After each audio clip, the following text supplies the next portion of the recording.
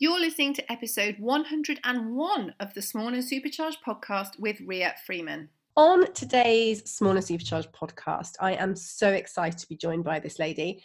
You may know her better as ThisEsme, but she's also Esme Higgs, and she has an insane following. So on YouTube, I've just run the numbers. I just looked on the computer. 354,000 YouTube subscribers and 154,000 Instagram followers, which is, it's not bad, is it? Oh, yeah. Well, first I'd just like to say thank you so much for inviting me onto the podcast. Oh, bless you. Yeah, no, it's pretty wild. YouTube is something that, I basically started out as a hobby. I never in my wildest dreams thought it would ever be where it is today. One day I just decided, because back in the day on Instagram you can only really post a video 15 seconds long, 30 seconds long, so that wasn't really long enough to post, like, I don't know, your show jumping around. So I started YouTube just basically to post videos of me riding, to look back on me riding, kind of like a video diary, to track my progress with my horse Casper, because he wasn't the easiest when I first got him. And yeah, it's just something I've kind of carried on doing because I just have a passion for making videos and talking about horses, really, because drive all my non-horsey friends crazy just talking about horses all the time. So it was kind of like a way for me to just talk about horses. And the first video I really did that got quite a few views was, I didn't really think much about it. I just posted, thought, oh, this might help a few people. I did a video called How to Tack Up a Horse, and that was the first video that really got a few views, kind of thing. And it was really the summer after my GCSE exams. I just decided, you know what, I'm going to make a video every day. Really enjoyed doing it, and that got me up to over 10,000 subscribers, and I just did that all on my phone, editing, Wow. Everything. So yeah, it's kind of been a really wild journey. Gosh, I mean, I was going to ask how it all started, but and how it grew, but you literally started it. I mean, how many years has that been? Because it hasn't been a whole lot now, has it? No, I started kind of posting videos beginning of 2016, I'd say. Gosh. And then, yeah, it was kind of summer of 2017 that it kind of became more of a thing. So it's really the last 2 years it's kind of become into my full-time job, which I never thought would ever happen in my wildest dreams. Because until very recently, you were also at school, weren't you? Yes, so I'm 18. I finished my A-levels in June, and me and my family, we have this kind of running joke that since then I haven't really had a day off work apart from Christmas Day, because the afternoon I actually finished my last chemistry A-level exam. I went straight to Hicksted and started working there at the show, and have pretty much been non-stop since. So tell us some of the things that have, when you were still at school, I mean, one of the questions I've got here is about how do you balance it all? Obviously, when you were at school, I imagine it was really difficult to balance the social media with the video making, with the opportunities you were getting, and, actual school. So how did that all work? Yeah, so basically I just worked very, very hard. I'm really lucky that my family really supported me. So, for example, if I needed to edit a video and the horses also needed to be done, they'd help me out with the horses, and my family helped me out a lot with my schoolwork and things. And I'm just so lucky to have them kind of as a support team. But yeah, no, the last 2 years have been really wild. So yes, some of the opportunities that I've got this year I'm just so grateful for, because it's just things I never thought I'd be doing in my wildest dreams. So yeah, the second half of 2019, because the beginning I had my mock exams, then I had my A-levels, so it was pretty much me focusing on them, because social media is a beast that you have to carry on feeding. It's something you always, like with YouTube, you have to upload at least once a week to keep the ball rolling, to keep it going, kind of thing. So yeah, I managed to upload a video each week and get a solid result in my A-levels, which I was really happy with. So I have, although I do YouTube full-time now as a job, I still have them to fall back on, because I'm just so grateful for every opportunity that I get, because with YouTube you never know how long these things are going to last. I actually have a little scrapbook that not many people know about, all the things I've done this year. I've kind of recorded just to keep all the memories. So yeah, I've been here, there and everywhere in the last 6 months, really, because while I was doing schoolwork and things and A-levels, I was getting all these opportunities. I was like, can you just wait till after June when I've finished school? So the last 6 months were pretty wild, because it was like everything happening at once. So I remember when we chatted before about coming on the podcast, you were, but bless you, you were like, I'd love to, but, and then it was just literally insane schedule of literally back to back. So you did, yes, after the day A-levels, you went to Hickstead. Then what was after Hickstead? After Hickstead, the Monday after the show, I went to Iceland. So that was really good fun. I actually, something I've always wanted to do is ride Icelandic horses, because they are so different. They have the thing called the tolt, which is like in between a trot and a canter. So that was really cool to experience, because I always thought it'd be really bouncy, but it was because you sit it kind of like canter, but then their little legs go really fast. It's really difficult to explain, but that was absolutely incredible. We're also really lucky that we actually have some friends in Iceland, so we stayed at their house for a bit as well. So yeah, it was just absolutely incredible.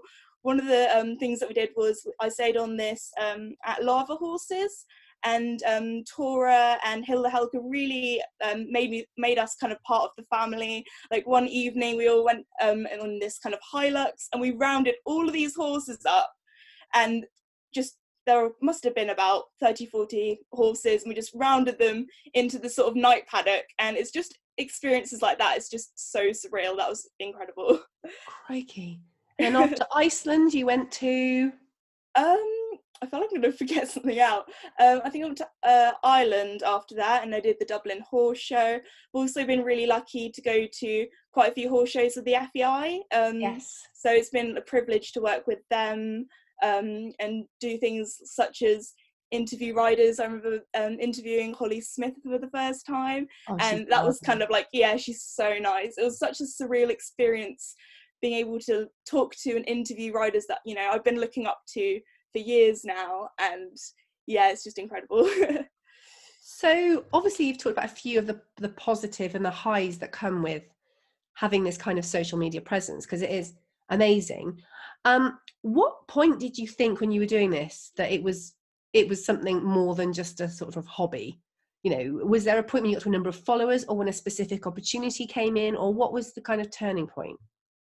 It's kind of difficult to say, because I've been quite lucky that my channel kind of growth has been a very steady one. It's not something that just suddenly, you know, click overnight kind of thing. That's actually a really difficult question. Okay. I'd say it kind of it's basically only the last 2 years, or maybe even like the last year, it's kind of become a thing. For example, I was looking back on my video that I did at Olympia. Well, it's 2 years ago now because it was in 2018, but basically a year ago. And it's just made me a lot more of a confident person, because, I don't know, I've always been kind of like more of a shy person. Like at school, I never liked reading out loud, that kind of thing. And being on a podcast like this would have terrified me like a year or two ago. So it's definitely, you know, pushed me out of my comfort zone. And yeah, I've just become a lot more confident in front of the camera. So I don't know, yeah, it's just lots of different things. Like, I feel like even today I'm getting things, opportunities, I'm just like, oh my goodness, this is kind of surreal. That's really lovely, though, that you're still getting those kind of pinch me moments. Yeah, literally. So yeah, the other day I got the just mind-blowing opportunity to go and stay the day at the Fox Pits. So got to talk to William, and, you know, the day started off at 7 a.m. I was mucking out the stable, you know, loving life. And yeah, so I became a groomed for the day at theirs. And yeah, when he said, hey, do you want to have a little sit on my badminton horse, I was like, what? You obviously said yes. Yes, yeah. Of course. And I thought, you know, when he said that, it was like, oh, I need a little sit on kind of for a photo. And then it was like, do you want to have a little ride round? And I was like, oh my goodness. That's insane. But the thing is, with these kind of things, like when I'm talking to riders that I've looked up for so long, you kind of have to, you know, embrace, you know, calm down the fangirl kind of inside of you. And it's kind of like a weird outer body experience. You're like, okay, you know, carry on talking, you know, it's fine. But yeah, that was just, you know, a surreal day. So how did you get to do the thing with William? Was it connected to something else? Yeah, so it was actually, I was talking to Alex Fox-Pitt at Burley, because I did a meetup at Burley, and she did like the little Q&A kind of thing with me. He's so lovely. So lovely, yeah. So that's kind of, yeah, how I got to know them a bit more and things like that. So yeah. Oh, that is insane. I was going to say about, what can you tell us some of the highs from from the presence that you have from being that influencer? I would definitely say William was a high based on, Yes. This is a podcast, you can't see Esme's facial expressions, but that was just pure delight. I think I was doing the same expressions back at her, even though I wasn't there for the record. But what other highs have you had? Because you work obviously with the FEI, charities, you do lots of things, don't you? Well, I'd probably say like some of the most amazing things I've been able to do with YouTube is not only like meeting incredible riders and things, and just all the people that I've met through YouTube has just been amazing. I've made so many friends.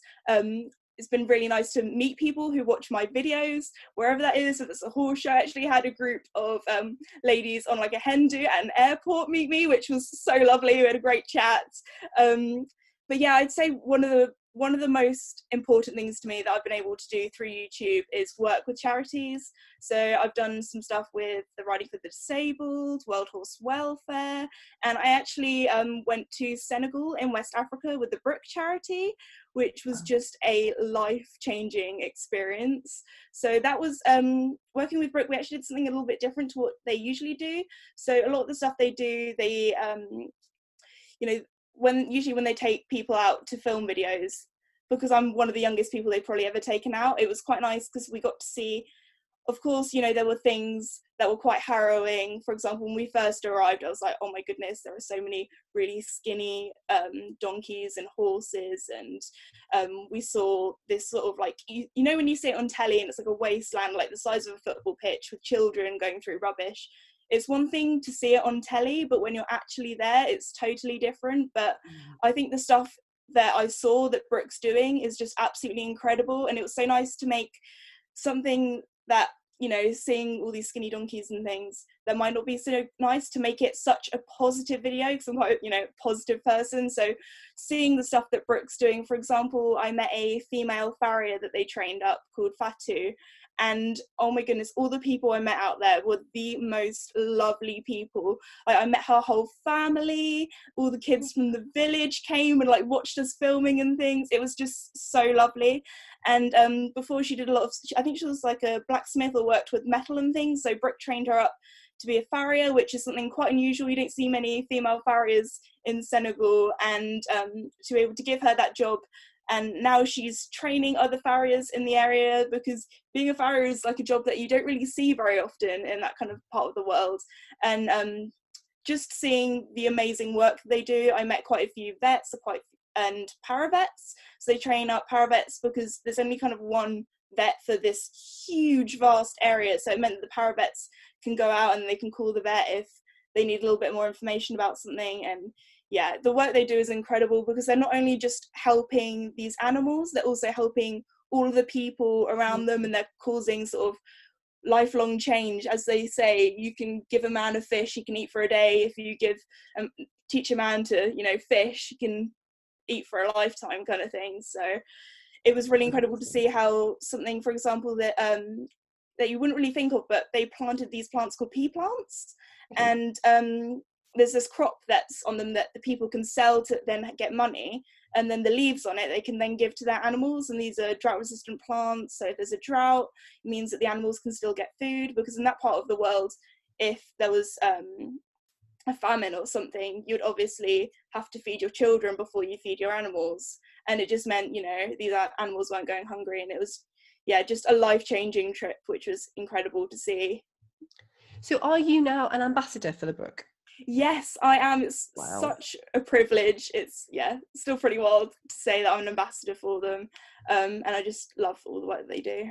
But I think hearing you speak about it, then it's we kind of live in, obviously I live in England and you live in England, and Yes. as you say, we even like now as we're recording this, it's horribly muddy outside, but the horses are fed, they're watered, they're happy, whatever, and we don't realise what goes on, even if we see it on the television or we see it in pictures. You don't realise the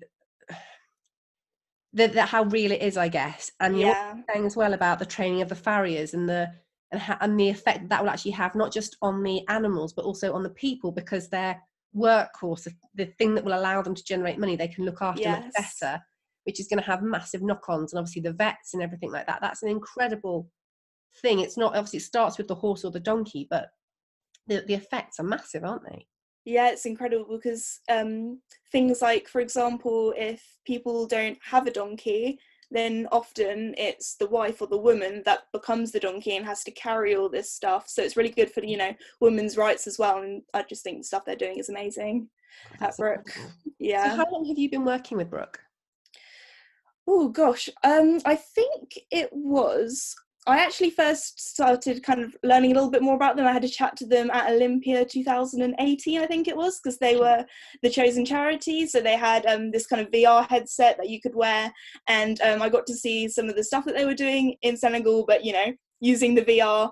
And I started chatting to them then, and then I started working with them a bit because I made a video about my hackathon, where you hack 100 miles in 100 days and try and raise at least £100.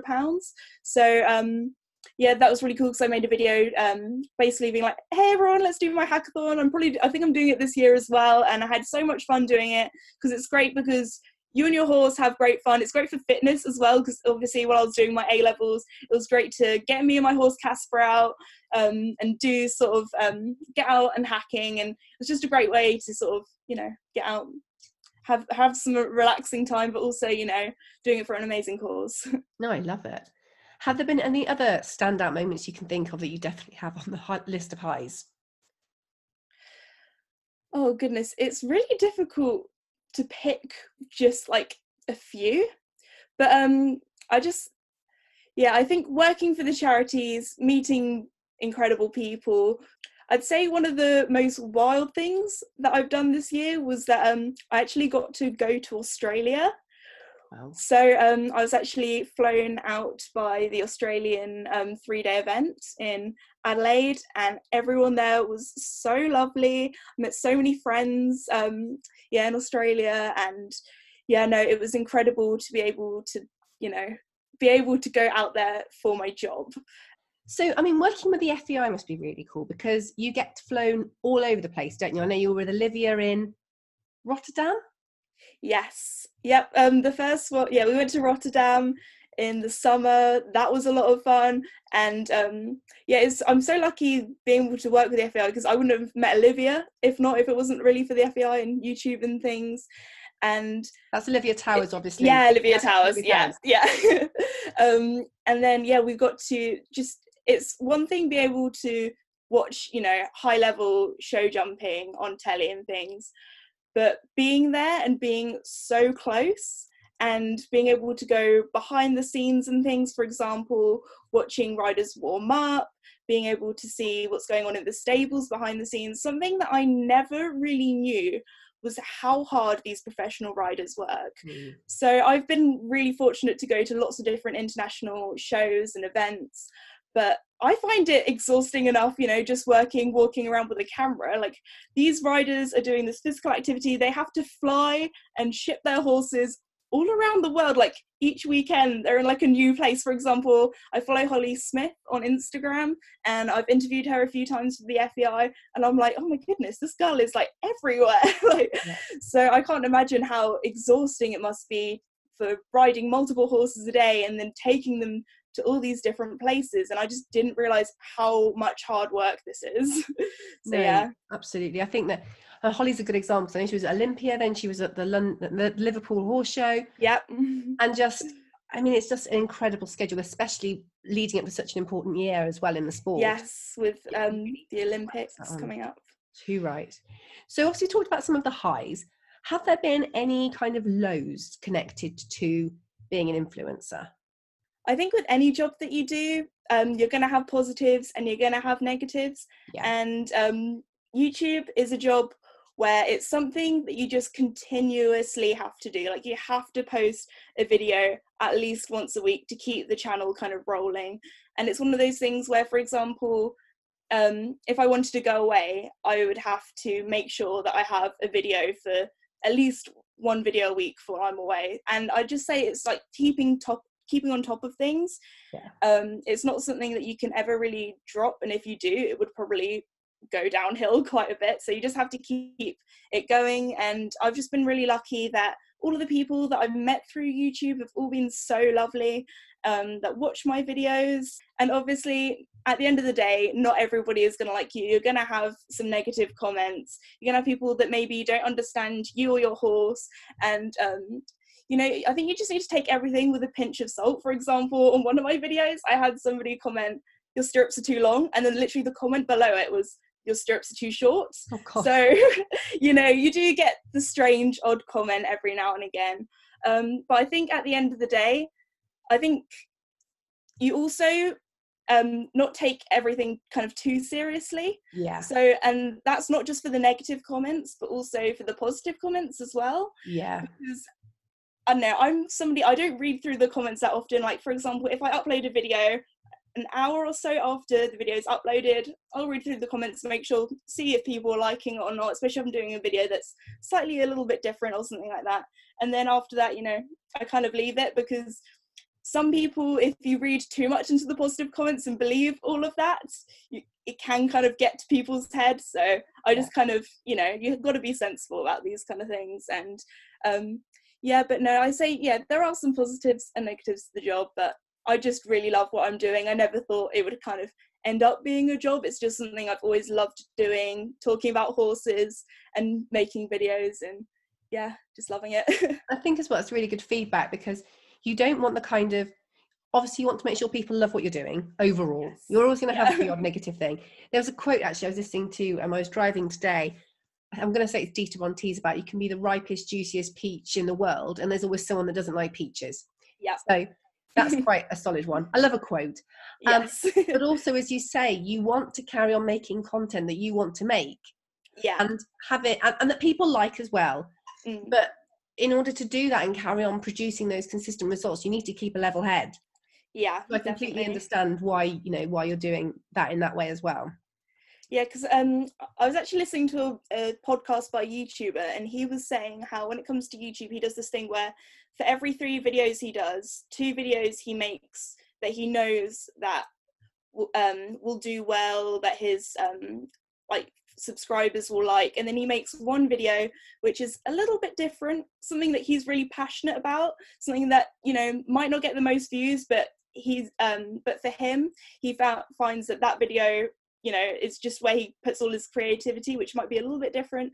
For example, today I've actually uploaded a video which is my 10 years with Mickey video, which, you know, it's not like one of those videos which I think, oh, this one's gonna do well or something like that, but to me, I absolutely loved editing it, looking back at all the kind of memories, and it just means a lot to me, even though I don't think, you know, I think a few people maybe enjoy it, but it's not one of those videos that I'm like, this one might get a few more views than the rest. But yeah, it's a video that's really important to myself.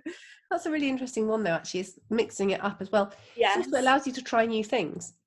And yes, definitely. Your audience might really love those as well, but giving yourself the permission, I guess, to try those things. Yeah, really so important. I made a few kind of more different videos. I did, because obviously I've had the really cool opportunity to travel quite a bit, so I made a few kind of travel style videos, and a few videos not just with horses, with the rest of the animals, which some people really liked. Some people were like, I'll just stick for the horse stuff.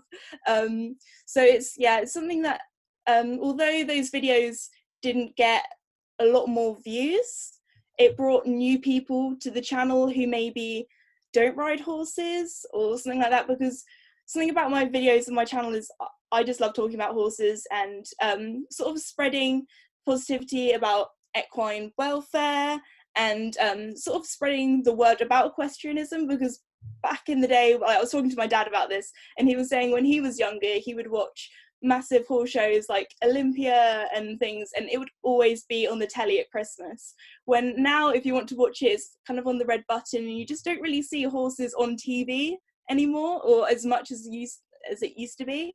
So you're just spreading the word about horses, really. Yeah, and at least it's great with things like YouTube that you can watch whatever you like whenever you want. Yes. So even if the television isn't as horsey as we'd all like it to be, at least there's that option there that you can find that content. Yeah, no, that's something incredible about YouTube, because you know, if you went to a TV channel and was like proposed, hey, let's do this show about a teenage girl and horses, they'd be like, you're crazy. Yes. But some of the things that you see on YouTube that people enjoy watching, for example, a video that I never thought people would be interested in, my cleaning videos. So I make a few videos about, I don't know, just me doing a time lapse to music, or me mucking out a stable. Or I did a video and it was like a spring clean where I cleaned the whole yard, and it did way better than I thought it would. I was like, you know, I could post a video of me jumping, but I'll see what they think to me mucking out a stable. And people were like, oh, this is so cool. I think it's just because it's like kind of satisfying to watch it all being sped up, because I'm like, oh, I wish I could do it this quickly. That would be the dream, wouldn't it? Craig? Yes. So obviously there's a lot of people who want to develop bigger accounts online, whether that's YouTube or Instagram or Facebook, and become influencers. Do you have any tips for people starting out who want to develop a bigger following or want to become more of an influencer on these platforms? I'd say the main thing is that you have to be passionate about what you do. For example, I'm really passionate about horses, so I talk a lot about horses, but there are so many people out here that start doing it, wanting the followers, wanting the fame and stuff like that, and I had no idea it would bring me to where I am today. I just started off as a hobby, making the odd video for myself, really. I didn't think anybody would watch them. So you really just have to be passionate about what you're doing and enjoy what you're doing. So there are a lot of people, and you can really tell that they're only doing it because they want the attention or because they want the followers. And then, you know, these kind of things, if you want your channel to do well, it's something that has to be like a sort of slow and gradual sort of increase. It's when it's like a big spike where something's like blown up. You need to carry on having the sort of drive to continue doing it. It's one of those things that you just have to go pretty much. So you have to upload at least once a week on YouTube for the YouTube kind of algorithm to prefer your videos. And if you do decide to, you know, make the odd YouTube video, then don't use copyrighted music. That's a good shout, because YouTube won't like that. Right, good call. Yeah, but yeah, just be real, be yourself, don't try and be anybody else, and be original as well. There are lots of people that try and make content like other people, or things like that. Just be yourself, be original, and people like you for who you are, kind of thing. I think as well, from speaking to you and from speaking to other influencers as well, the amount of work it takes should not be underestimated. Yes, it's definitely kind of like a 7-day-a-week job. It's something you have to keep up on. Something that I need to work on this year is making sure that I do have a day off, or like, because at the moment it's like, because I love what I do so much, I'm like, if I'm bored and I'm sitting down, like I might start editing that video, or I might go on Instagram or something like that. And I think it is important to, you know, have a rest every now and again, because I kind of have a cut-off point. I think it's 8 o'clock in our house. It's like, okay, no more answering emails. Even if you get an email after 8, don't answer it, Esme. You know, you gotta take a step back sometimes. But no, I really do enjoy it. And one last question. Why are you this, Esme? Yeah, I get a few questions about this. Some people, when I tell them, they get it straight away when I say my channel name, and some people have been watching my channel for like 3+ years and don't know until now. But the reason why I decided to call myself ThisEsme is because, well, my name is Esme, and when I first made an Instagram account, loads of my friends had accounts called, like, I don't know, It's Maddie, or That Amy, or like that kind of thing in front of their name. So I thought, oh, what about ThisEsme? And then I realized that it sounds like This Is Me. Yeah, it's ThisEsme. And I kind of made it because a lot of people get confused if my name is Esme or Esme. So that's why I made it ThisEsme, because then it's kind of like Esme is the way you pronounce my name. So I get you. Okay, no, I get that. I like that. No, that's good. And so it's a little bit different. No, I like it. And, you know, everyone knows you as that now, and it's a good thing to be known by. It's not like you had a crazy handle to start with. Yeah, absolutely mad. So it's all good. Now, just in case people don't know where to find you, I'm sure they will. But can you tell us where they can find you on? I know you've got a website which people might not know as much about. I bet they know you far more on Instagram and YouTube, but can you tell us all the places where people can find you? Yeah, so if you want to watch my videos, my YouTube channel is ThisEsme, my Instagram is this_Esme, and yeah, the website I kind of use more as like a landing page, so if you type in ThisEsme into YouTube, then or into Google, then you can click on that and, you know, find where else I am, kind of thing. But yeah. So ThisEsme. Amazing. Yeah. Thank you so much for coming on. Oh, thank you so much for having me. It's been a pleasure. It's been fun. It's been great. Thank you. Oh, thank you so much.